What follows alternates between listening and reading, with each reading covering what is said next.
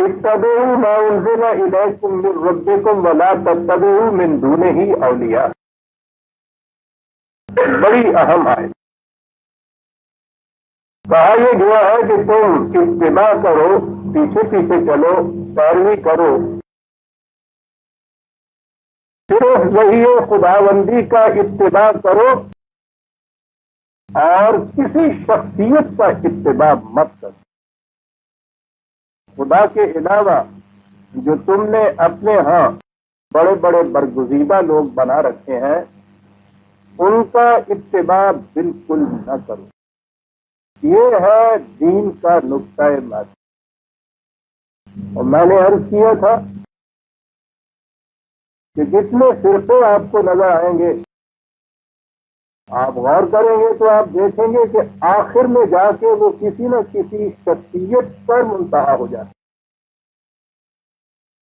شخصیت کے منتہا ہونے کے معنی یہ ہے کہ کسی انسان کے قول کو دین میں سند اور حجت قرار دے دیا جائے، اسے تنقید کی حد سے بالا سمجھ لیا جائے. دین میں سند اور حجت کے معنی ہوتا ہے آخری دلیل کہ جس کے بعد پھر یا تو آپ مانیں تو ایمان والے کہلائیں، انکار کریں تو کفر ہو. یہ حیثیت دین میں صرف خدا کی وحی کو حاصل ہے اور یہی تنقید کی حد سے بالا تر ہے. ایمان کے معنی ہی ہے کسی چیز کو تنقید کی حد سے بالا تر سمجھ کر اس کی صداقت کو تسلیم کر لیں. جب تک آپ اسے تسلیم نہیں کر رہے اس وقت تک آپ اس سے بحث کر سکتے ہیں، تنقید کر سکتے ہیں غیر مسلم کی حیثیت سے، جس طرح سے جی چاہے کھانیے پھٹکیے جو جی میں آئے کیجیے. لیکن جب اس کے بعد آپ نے اس کی حقیقت کو، اس کی صداقت کو تسلیم کر لیا ہے تو پھر یہ بات نہیں کہ کسی معاملے میں تو آپ نے یہ کہہ دیا کہ ہاں صاحب ٹھیک ہے، یہ دین ہے، میں مانتا ہوں، قرآن نے کہا ہے، اور دوسرے معاملے میں یہ چیز کہی کہ نہیں صاحب اس میں نہ ذرا مجھے تحمل ہے. یہ نہیں ہو سکتے. اسے کہتے ہیں دین میں سند اور حجت ہونا کسی بات کا، اور اسے کہتے ہیں اسے تنقید کی حد سے بالا تر ہو جائے. یہ حیثیت صرف وحی خداوندی کو حاصل ہے، اس کے علاوہ کسی اور کو یہ حیثیت حاصل نہیں. کسی کو دین کہتے ہیں، اور یہ جو کہا ہے کہ اس کے علاوہ اور جنہیں تم برگزیدہ ہستیاں سمجھتے ہو ان کا اتباع مت کرو، تو اس کے معنی یہ ہے کہ وہ شخصیتوں کو یہ حیثیت نہیں دیتے. دین کے معنی یہ، اور اسی سے حقیقت میں صحیح انسانی آزادی اور حریت فکر جو ہے وہ برقرار رہتا ہے. کسی انسان کو حق حاصل نہیں کسی دوسرے انسان سے اپنی بات کو اس طرح منوائے کہ اس پہ تنقید نہ کی جائے، اسے ہر سے آخر سمجھا جائے. اب اس پہ اعتراضات یہ کیے جاتے ہیں، یعنی آج جب کہ اتنے فرقے بن گئے اور ہر فرقے نے کسی نہ کسی شخصیت کا اتباع کر لیا، یاد رکھیے اس میں یہ مقلد اور غیر مقلد اور یہ اصطلاح ہے، سب مقلد ہے. یہ انسانوں کی تقلید کرتے ہیں. اعتراض اس سے یہ آتا ہے، کسی سے آپ کہیے کہ صاحب خدا نے تو اطاعت یا اتباع صرف قرآن کی بتائی ہے، اس کے علاوہ باہر اس سے کہیں نہیں. جگہ صاحب بتائیے تو نماز کی وجہ کہاں لکھی ہے قرآن میں؟ زکوٰۃ کا نصاب کہاں ہے اس میں؟ گویا پہلا یہ اعتراض یہ کہ جس نے یہ کہا ہے کہ صرف اسی کا اتباع کرو، اس کی کتاب کی کیفیت یہ ہے کہ یہ چیزیں اس میں ہے ہی نہیں. یعنی پہلے یہ اعتراض اس پہ یہ کہ اس کا دعویٰ تو یہ ہے اور کتاب معاذ ناقص اتنی ہے کہ اس میں یہ چیزیں نہیں ملتی، اور یہ چیزیں ہیں جن کے لیے پھر وہ کہتے ہیں کہ قرآن سے باہر آنا پڑے گا آپ کو. وہ جو اس نے کہہ دیا تھا دین دینے والے نے کہ تمت کلمت رب کا صدقا و عدلا، تو خدا کی باتیں اس کتاب میں مکمل ہو گئی ہیں. یہ اعتراض کرنے والے کہتے ہیں معاذ اللہ دعویٰ جھوٹا ہے، کہاں مکمل ہو گئی ہے، اس میں تو پتہ نہیں چلتا دیا ہوا نہیں ہے کہ زکوٰۃ اتنی دیا کرو. تو گویا چھوٹتے ہی یہ اعتراض کہ یہ تو ہے نہیں، اس لیے یہ کہنا کہ دین مکمل ہو گیا اس کے اندر یہ ہے ہی غلط. ایک چیز کو سمجھ لیجیے دین قرآن کے اندر مکمل ہو گیا ہے۔ چیزیں دو ہوتی، ایک دین ہے جو چند احکام و اصولوں کا نام ہے، اور ایک دین پر چلنے کا طریقہ ہے جسے شریعت یا قرآن کی زبان میں امر کہتے ہیں۔ دین مکمل ہے قرآن میں، جو کچھ قرآن کے اندر نہیں وہ دین نہیں ہے۔ آج کا درس بھی میں بالکل درس کے انداز سے پیش کرنا چاہتا ہوں تاکہ یہ بنیادی حقیقتیں سامنے آ جائیں۔ پتہ نہیں اس کے بعد موقع ملے یا نہ بات کرنے کا۔ دین قرآن کے اندر آ گیا، مکمل ہو گیا ہے۔ اگر کوئی چیز دین قرآن میں نہیں ہے تو کہیے کہ وہ دین نہیں ہے، ورنہ فوراً اعتراض لازم آ جائے گا کہ خدا کہتے ہیں میں نے دین اس کے اندر مکمل کر دیا، تم کہتے ہیں کہ یہ چیز اس کے اندر ہے نہیں، اس لیے یہ نامکمل ہے۔ یہ نامکمل نہیں ہے، بلکہ جس چیز کو تم کہتے ہیں اس کے اندر نہیں وہ دین نہیں ہے۔ وہ کیا ہے؟ دین پر عمل کرنے کا طریقہ ہے، اور اس طریقے کے متعلق اس نے یہ خود کہہ دیا، خود رسول اللہ صلی اللہ علیہ وسلم سے پہلے کہا کہ وَشَاوِرْهُمْ فِي الْأَمْرِ، دین پر عمل کرنے کے طریقے جو ہیں وہ باہمی مشاورت سے متعین کرو۔ ظاہر ہے کہ دین میں تو رسول کے مشورے کا یا رسول کو مشورے لینے کا سوال ہی نہیں پیدا ہوتا، اس میں تو معاونتوں کو انہاوا رسول اپنی فکر سے بھی کچھ نہیں کہتا، اپنے خیال سے کچھ نہیں کہتا کہ جائے کہ پھر وہ احباب کو جمع کر لے اور باہمی مشورہ کرے، اور مشورے کے بعد پھر طے کر لے اور وہ دین بن جائے۔ دین پر عمل کرنے کے جو طریقے ہیں وہ باہمی مشاورت سے طے ہوتے ہیں۔ یہ جتنی چیزیں آپ کہتے ہیں کہ صاحب قرآن میں نہیں ہے، بتاؤ کہاں ہے؟ یہ دین نہیں، یہ دین پہ عمل کرنے کے طریقے تھے۔ سب سے پہلے نبی اکرم صلی اللہ علیہ وسلم نے ان طریقوں کو قرآن کے حکم کے مطابق مشاورت سے متعین کیا، اور اس کے بعد قرآن نے جماعت مومنین سے کہا وَأَمْرُهُمْ شُورَىٰ بَيْنَهُمْ، دین پر عمل کرنے کے طریقے یہ باہمی مشاورت سے طے کریں گے۔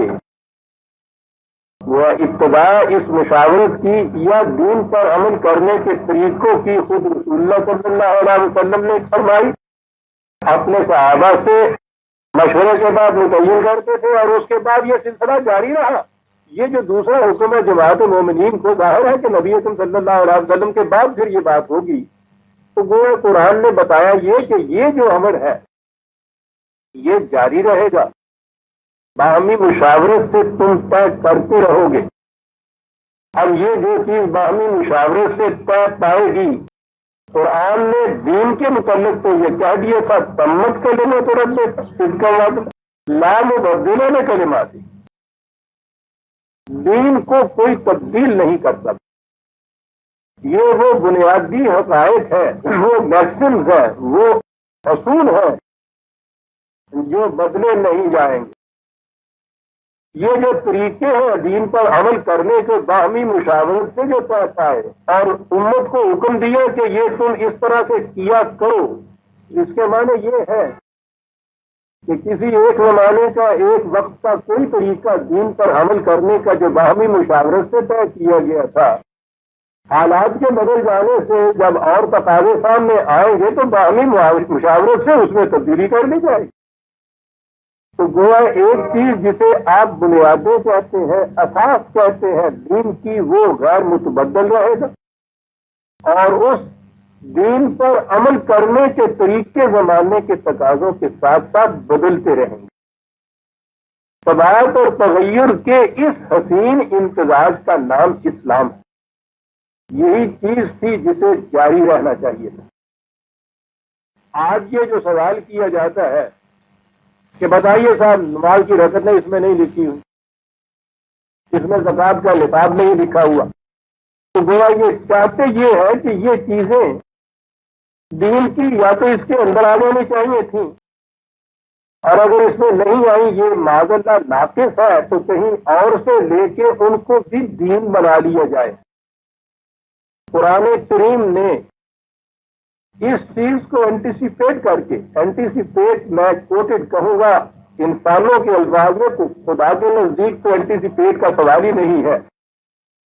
قرآن کریم نے اس چیز کو سامنے رکھ کر کہ یہ بات بعد میں پیدا ہو جائے گی جب دین کی لم اور حقیقت ان کی نگاہوں سے اوجھل ہوگی تو یہ سوالات ابھریں گے کہ یہ کہاں ہے، یہ بتاؤ. یعنی وہ اس دین کے طریقے کو بھی چاہیں گے کہ ابدیت برقرار ہو جائے، غیر متبدل ہو جائے. سورہ مائدہ آیت 105 5/101 بڑی اہم آیت.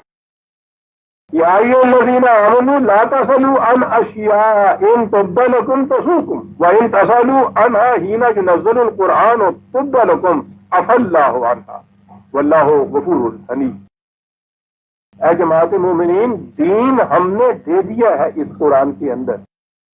جو کچھ اس کے اندر ہم نے نہیں دیا یہ نہ سمجھو کہ ہم بھول گئے تھے، ہم سے کچھ فروگزاشت ہو گئی، تم یاد دہانی کرا رہے ہو.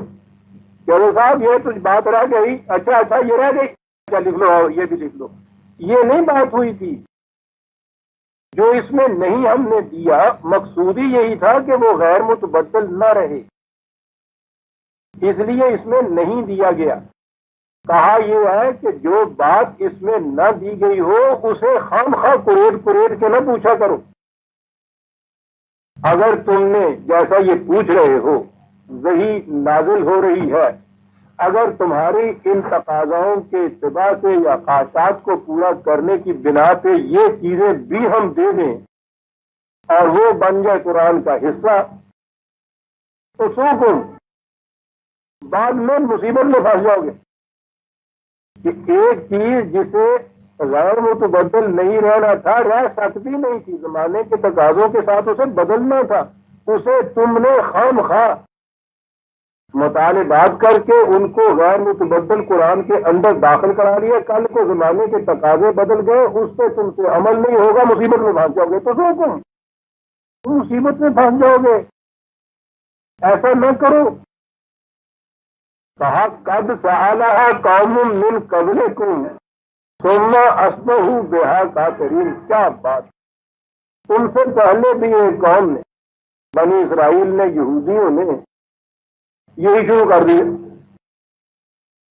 جو باتیں غیر متبدل دین نہیں تھی پوچھ کے ان کو دین بنوا دیا.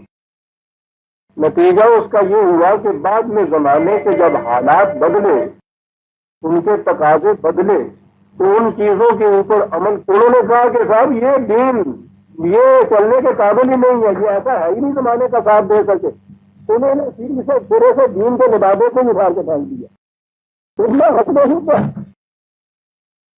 پہلے تو بدلنے والی چیزوں کو خود مطالبات کے ذریعے سے غیر متبدل بنوا دیے، اور جب وہ ناقابل سمجھ آئے کتاب دوسرے مذاہب والے یہ تمہارے اندر آ کے گھسیں گے اور پھر تم سے یہ باتیں کہیں گے کہ اگر یہ تمہارا دین مکمل ہے تو بتاؤ اس کے اندر صاحب نماز کی رکعتیں کہاں لکھی، اس میں زکوٰۃ کا نصاب کہاں لکھا ہے، اس میں یہ جزیات کہاں ہے. یہ ساری چیزیں کہ وضو میں اتنے فرائض ہیں، اتنے واجبات ہیں، اتنے سنن ہیں، اتنی اباحتیں ہیں، یہ مکروہ ہے، یہ مکروہ تحریمی ہے، یہ تو ہے ہی نہیں اس کے اندر. یہ چیزیں آ کے کریں گے، اور اس لیے کریں گے کہ جس طرح سے کہ یہ اس مصیبت میں پھنس کے دین کا لبادہ اتار کے الگ ہو جائے، تم بھی اس ایمان کے بعد کفر اختیار کر لو. سورہ بقرہ کی آیتیں عزیزان من 2/108 109 بڑی اہم آیتیں. آپ ملاتے چلے جائیے ان ربط کے اوپر. یہاں کہا کہ ایسا نہ کرو کہ جو چیز ہم نے خود نہیں دین بنائی، قرآن میں نہیں دی، خواہ اس کو تم پوچھ کے کروڑ کے اور دین بنا لو، اور کل کو وہی کچھ ہو جو اس باقی اہل مذاہب کا ہوا، اہل کتاب کا ہوا، ایسا نہ ہو جائے.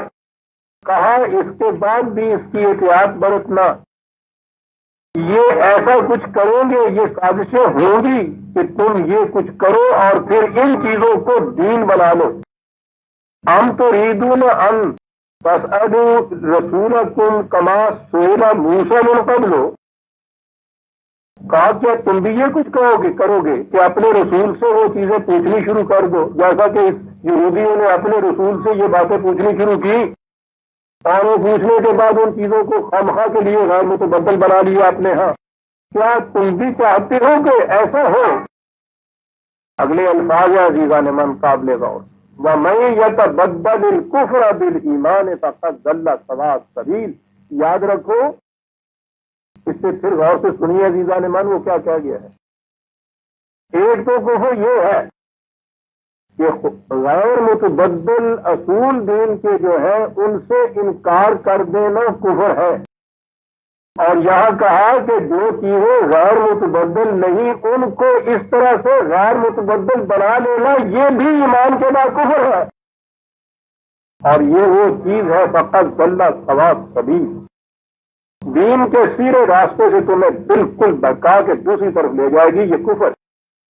آگے ہے وہ وارننگ، وَدَّ كَثِيرٌ مِّنْ أَهْلِ الْكِتَابِ لَوْ يُرَدُّونَكُم مِّن بَعْدِ إِيمَانِكُمْ كُفَّارًا حَسَدًا مِّنْ عِندِ أَنفُسِهِم مِّن بَعْدِ مَا تَبَيَّنَ لَهُمُ الْحَقُّ۔